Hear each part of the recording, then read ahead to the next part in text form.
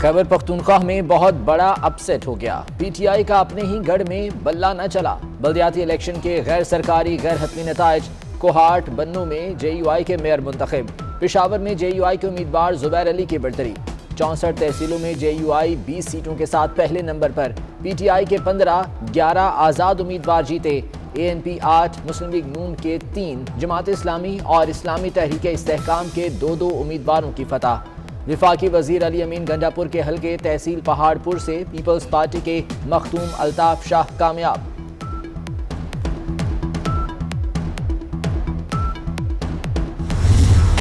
PTI के बड़े बड़े बुर्ज उलट गए। अली अमीन गंडापुर की अपनी वजारत काम आई ना भाई की, अपने हलके की सीट हार गए।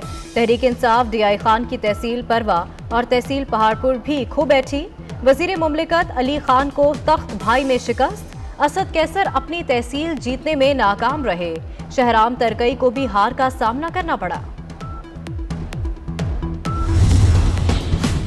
जेयूआई के इरफानुल्लाह दुरानी बन्नू सिटी। शेर जमान कोहाट के मेयर मुंतखब। एएनपी के हिमायतुल्लाह मायार मर्दान के तहसील मेयर। हरिपुर तहसील खानपुर से मुस्लिम लीग नून के राजा हारून सिकंदर मेयर मुंतखब। सवाबी तहसील लाहौर से मुस्लिम लीग नून के आदिल खान जीत गए।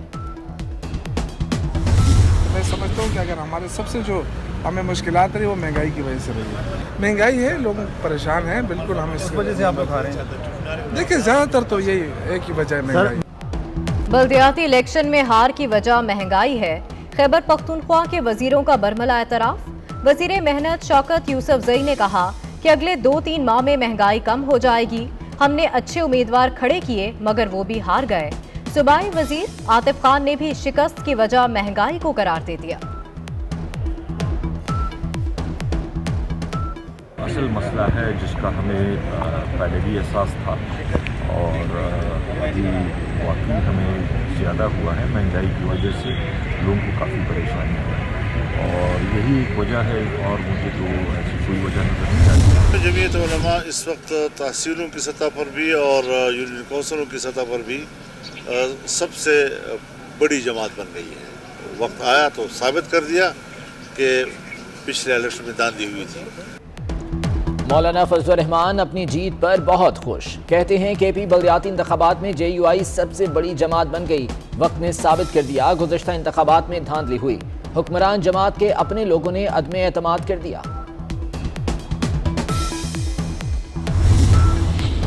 हुक्मरान जमात के शौकत तरीन खैबर पख्तूनख्वा से सेनेटर मुंतखब। शौकत तरीन ने 87 वोट लिए।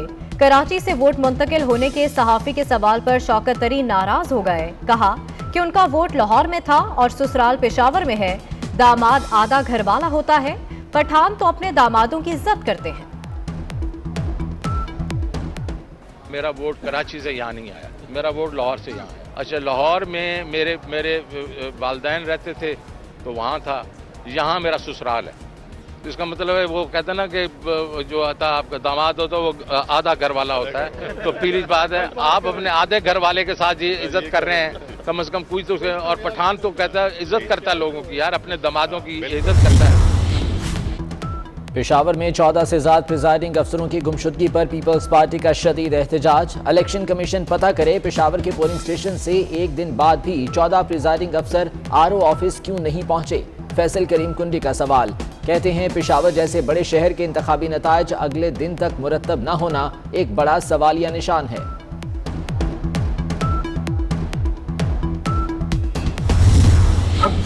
डॉलर वंस 80 पे 200 क्रॉस कर रहा है और अब आप बात कर रहे हैं। जरूरत ही नहीं थी ये डिवैल्यूएशन की। ये डिवैल्यूएशन करने वाले जाहिल हैं और इनको समझ नहीं आई कि जितना हमारा कर्जा है वो डबल हो गया। कोई मसला नहीं है पीपल्स पार्टी के लिए, इनके लिए मसले हैं, इसलिए कि ना इनको जन है ना तन है, कोई खबर ही नहीं है। साबिक सदर आसिफ अली जरदारी का कहना है कि पीपल्स पार्टी की हुकूमत सिंध में आवाम को मुफ्त इलाज की सहूलत फराहम कर रही है। पीटीआई हुकूमत बुरी तरह नाकाम हो चुकी। नाकाम पॉलिसियों से बार बार पेट्रोल की कीमतों में इजाफा हो रहा है। गर्दिशी कर्जे इस कदर बढ़ चुके जो कभी तारीख में नहीं बढ़े।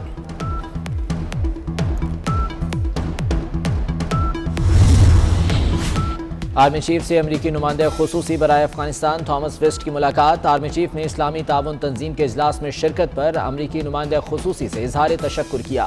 کہا کہ دنیا اور خطہ ایک غیر مستحکم افغانستان کا متحمل نہیں ہو سکتا۔ افغانستان کو انسانی بحران سے بچانے کے لیے عالمی کاوشیں ناگزیر ہیں۔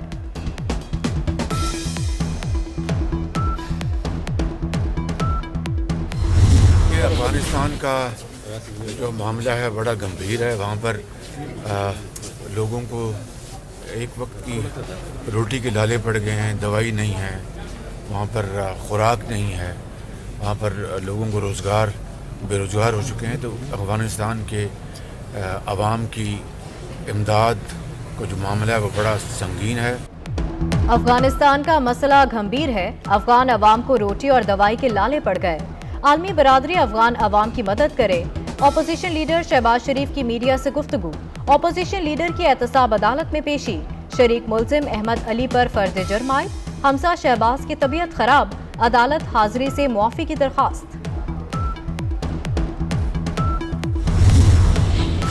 پنجاب میں 1 لاکھ نوکریاں ووٹوں کے لیے استعمال ہوں گی۔ تحریک انصاف کی حکومت کی جانب سے حکومتی ایم پی ایز اور ایم این ایز کا کوٹا مختص کیا جائے گا۔ بھرتیوں کے لیے پنجاب حکومت کی تیاریاں مکمل۔ نوکریوں کی تقسیم کا فارمولا بھی تیار۔ گلگت بلتستان کے سابق چیف جج کا کیس۔ چیف جسٹس ستر منولہ نے ریمارکس دیے کہ اسے توہین عدالت کی کارروائی تصور نہ کیا جائے۔ یہ انکوائری کا معاملہ ہے، ہم توہین عدالت پر یقین نہیں رکھتے۔ سابق جج گلگت بلتستان رانا شمیم کے بیان حلفی کا سرب مہر لفافہ عدالت میں پیش۔ اگلی سماعت پر اٹارنی جنرل کی موجودگی میں کھولنے کا فیصلہ۔ 1 جنوری سے 30 سال سے زائد عمر کے افراد بوسٹر ڈوز کے اہل قرار۔ این سی او سی اجلاس میں ویکسینیشن اور کورونا کا پھیلاؤ روکنے کے لیے حکمت عملی پر غور۔ سول ایویشن اتھارٹی کا بھی اہم اقدام۔ برطانیہ سے آنے والوں کے لیے کورونا ٹیسٹ ضروری قرار۔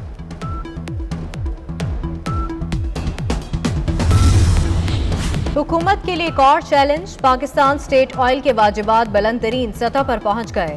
پاور سیکٹر، سوئی ناردرن گیس، پی آئی اے، پاکستان ریلوے اور دیگر اداروں کے ذمہ 409 ارب 70 کروڑ روپے واجب الادا۔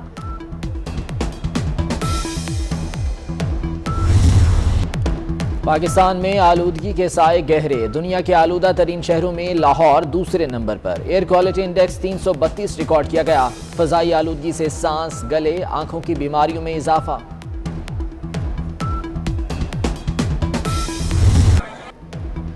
سوڈان میں فوجی بغاوت کے خلاف مظاہرے۔ مظاہرین پر فوجی کریک ڈاؤن میں 1 شخص ہلاک، 125 سے زائد زخمی۔ مظاہرین کو منتشر کرنے کے لیے آنسو گیس کی بدترین شیلنگ بھی کی گئی۔ پیناما پیپر سکینڈل میں بچن فیملی کی مشکلات میں اضافہ۔ انفورسمنٹ ڈائریکٹوریٹ کے طلب کرنے پر بچن فیملی کی بہو ایشوریا رائے کی پیشی۔ ایشوریا رائے پر برٹش ورجن آئی لینڈ کمپنی میں غیر قانونی سرمایہ کاری کا الزام ہے۔ امیتابھ بچن کی بھی جلد طلبی متوقع۔